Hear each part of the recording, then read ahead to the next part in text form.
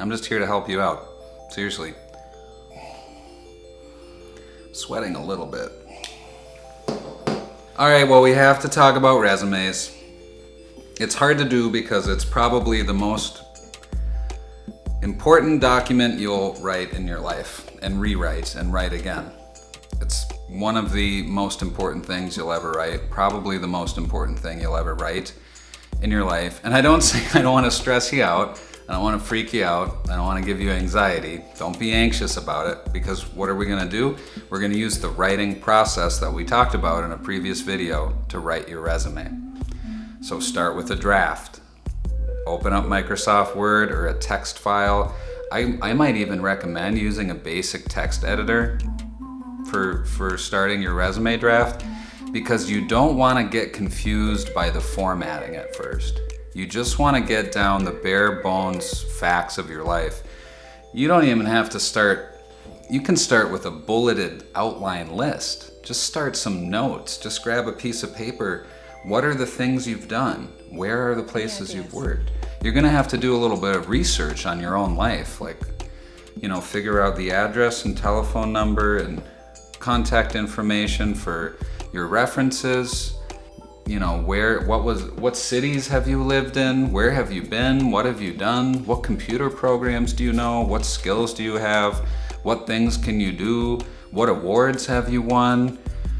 You really want to start writing down some facts about your life just to draft your resume. So this is how you get started. This is how you get started on your resume. It's really hot today. Like really hot out. Okay, this is how you get started. You start just jotting down the positions you've been in, the years you were there. If you know the exact dates, great. Just gather all the information you can. Start plopping it down into a text file.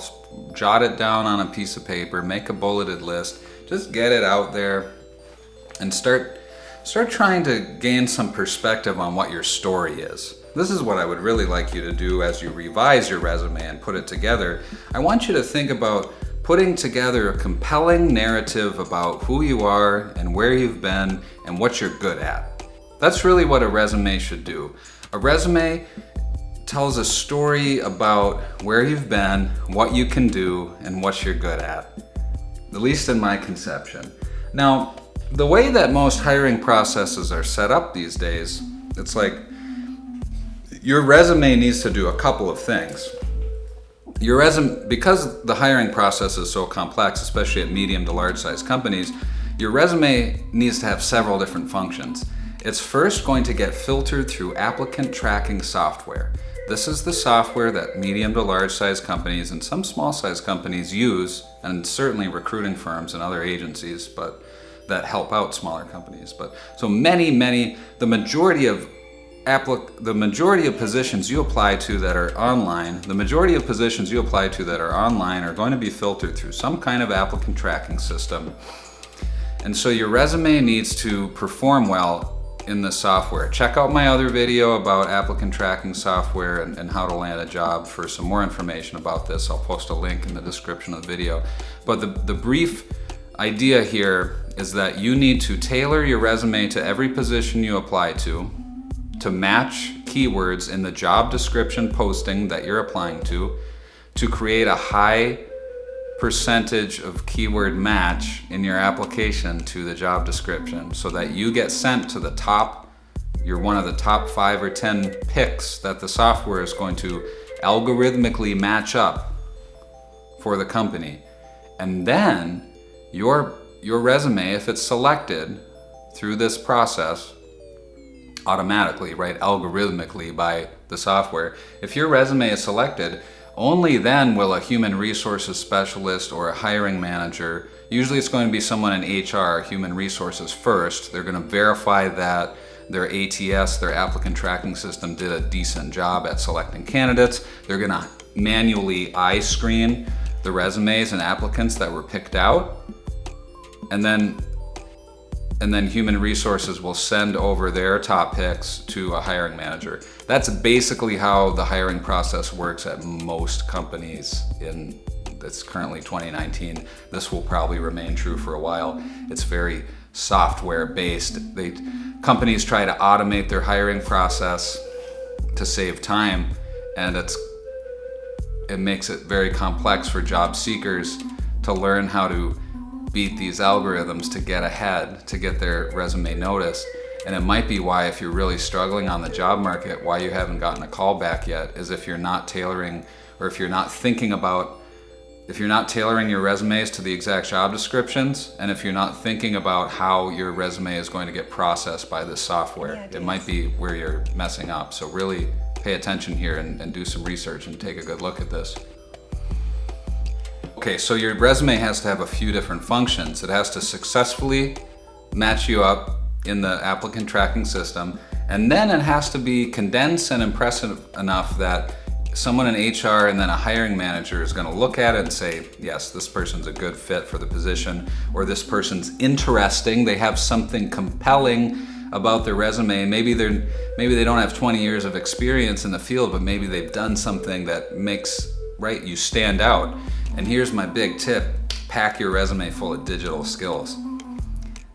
And this is going to sound a little crass, but a lot of companies are lagging behind in technology, and it's because they have, say, more, how do I want to say this, more senior employees in higher level upper management and executive positions. They're looking for fresh ideas. They're not digital natives.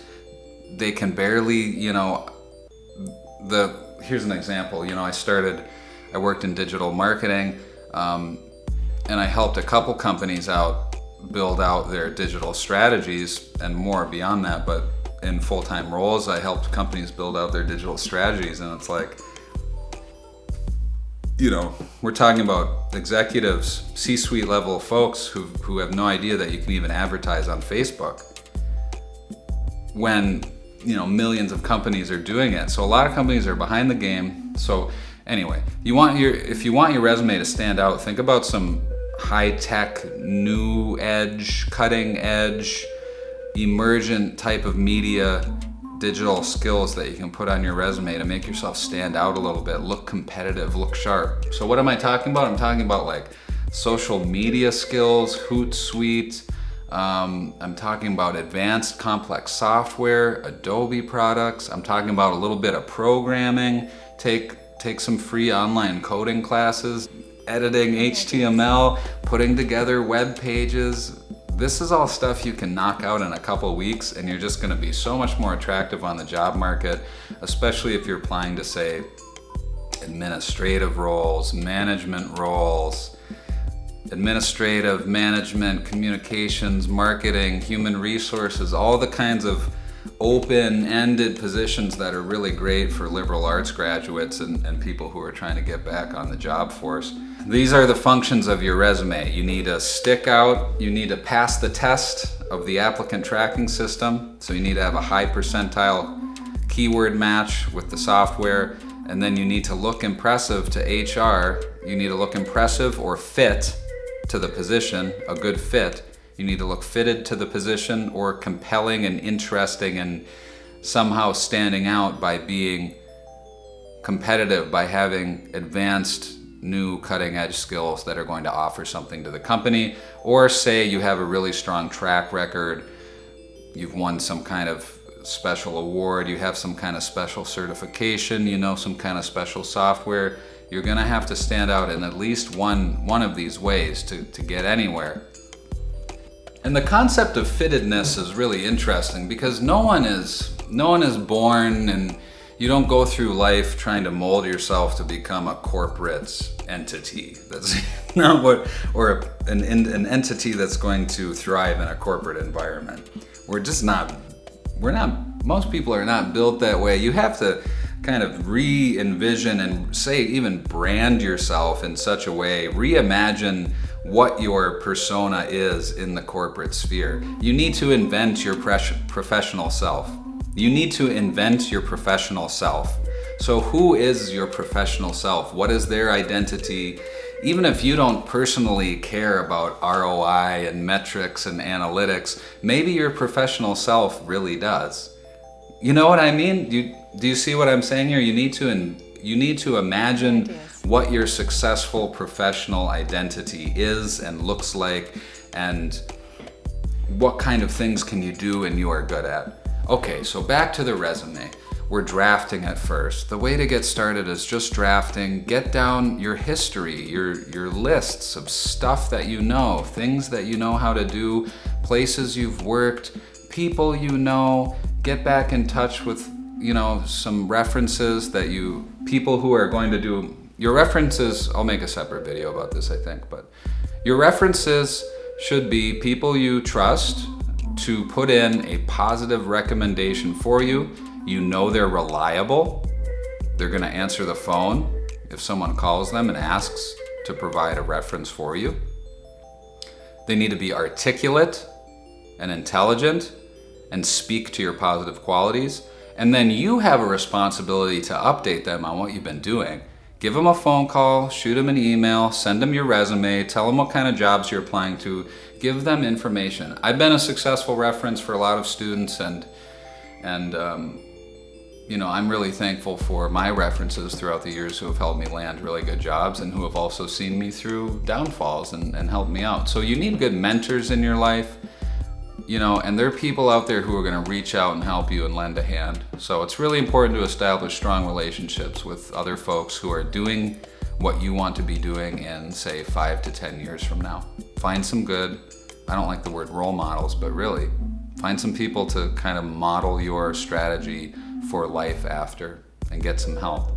You're not gonna become them exactly, but you're gonna get some helpful advice about how to live and how to prepare yourself for the job market, maybe even some connections. So you wanna touch base with your references, you wanna start drafting your resume and get out everything, your history, your skills, your experience. So do that first before you even start formatting, before you worry about what kind of font, before you worry about what the header looks like, before you worry about how many lines and how many columns are you gonna have. Just start by typing it out and getting all that information out there.